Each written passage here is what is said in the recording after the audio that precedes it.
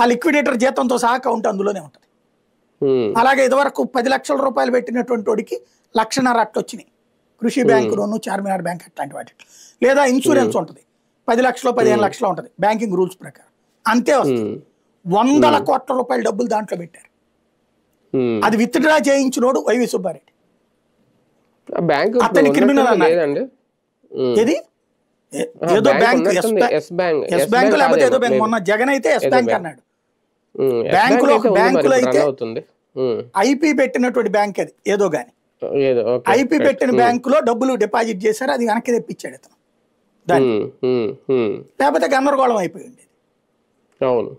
అట్లాంటివన్నీ ఇప్పుడు చాలా ఉన్నాయి కదా ఇష్యూస్, దాన్ని చెక్ చేసుకోవాల్సి ఉంది కదా. రెండవది, ఇక్కడ గోవుల్ని ఈ రోజు కూడా భగవంతుడు మీకు మంచి అవకాశం ఇచ్చాడు. ఇవాళైనా 1,00,000 ఆవుల్ని కొనండి అయ్యా. మీరు 1,00,000 ఆవుల్ని కొని ఒక 1000 కేంద్రాలు పెట్టండి, పాల ఉత్పత్తి కేంద్రాలు. పాలు తీయండి, దాంతో మీరే పాలు వెన్న తయారు చేయండి, దాంతో మీరే నెయ్యి తయారు చేయండి. అప్పుడు కదా మీరు చెప్పే తప్పుకి సరి చేసినట్టు. అది కదా నిజాయితీతో ఉన్నటువంటిది.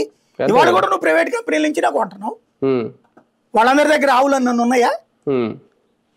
ఇప్పుడు మనకి ఆ విజయ డైరీనో, సంగం డైరీనో ఇట్లాంటివి ఉంటాయి. వాళ్ళ దగ్గర గేదెలన్నీ ఉన్నాయా?